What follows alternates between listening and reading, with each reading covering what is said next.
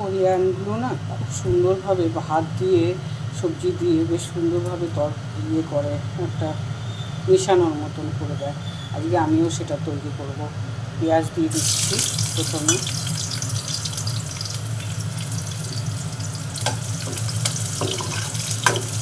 দেখি এদের মতন হয় কি না। আর খেতেও ওরা যখন খায় না করে নিয়ে দেখায় খুব সুন্দর হয়েছে, দেখি তো কেমন লাগে আজকে খেতে, আমি ওটা তৈরি করবো।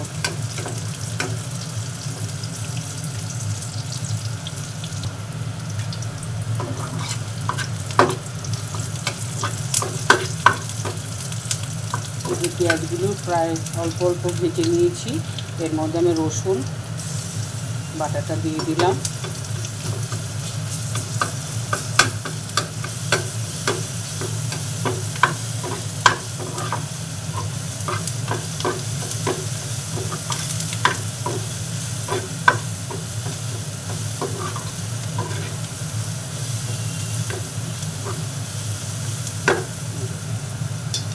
রসুনটা একটু ভাজা ভাজা হয়ে গেলে আমি দিয়ে দেবো।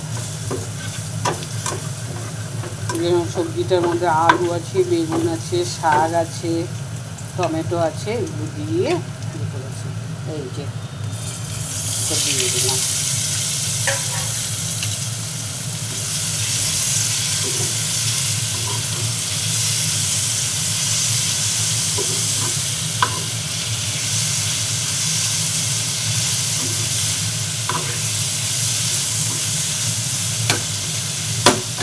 ওরা এরকম তরকারিগুলোতে একদম ঠেসে ঠেসে নরম। আমি এর মধ্যে একটু কাশ্মীরি লঙ্কার গুঁড়ো দিয়ে দেবো আর একটু গরম মশলার গুঁড়ো দিয়ে দেবো।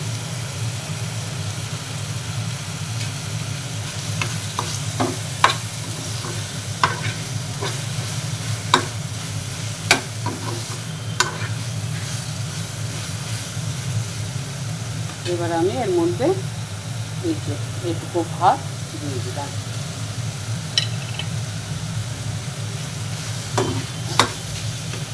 ওরা খুব সুন্দর করে জানেন, দেখে এত লোভ হয় না ওদের খাবারগুলো আমি দেখি তো, ওরা যখন খায় এরকম করে ওরা খায়, দেখেছি আমি, এই জন্যই আমিও তৈরি করছি।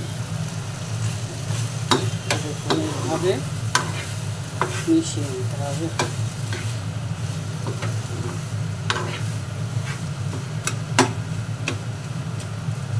এভাবে ওরা আবার ঠেসে দেয় চারিদিকে ছড়িয়ে, একটুখানি তলায় লেগে যাবে, সেটাকে ঘষে ঘষে টেনে তুলে দেবেন। আমি এবার ভাতগুলোকে সরিয়ে দিব।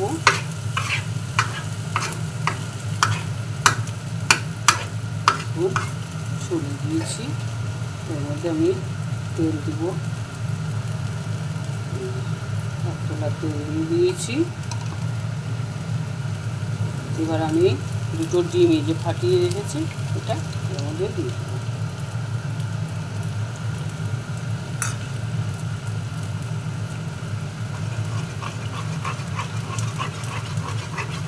এইভাবে ডিমগুলোকে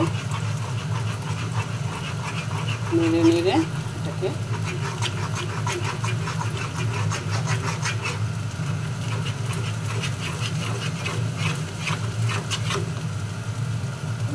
দেখুন, এর মধ্যে আমি ম্যাগির মশলা দিয়ে দেবো। যা টেস্টি হবে না, এত সুন্দর গন্ধ ছেড়েছে জানেন, একদম সেই গন্ধ ছেড়েছে, বিশ্বাস করুন।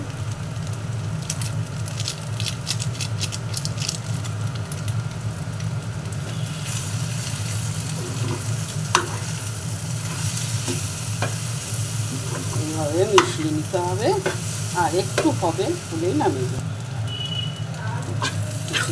হয়ে গেছে, আমি এবার এটাকে নামিয়ে দেব। দেখুন কত সুন্দর লাগছে, একেবারে সেই টেস্টটা লাগবে জানেন। এতে গ্যাসটা বন্ধ করে দিলাম, এটা এই নামিয়ে নিচ্ছি। এবার আমি প্লেটে তুলব।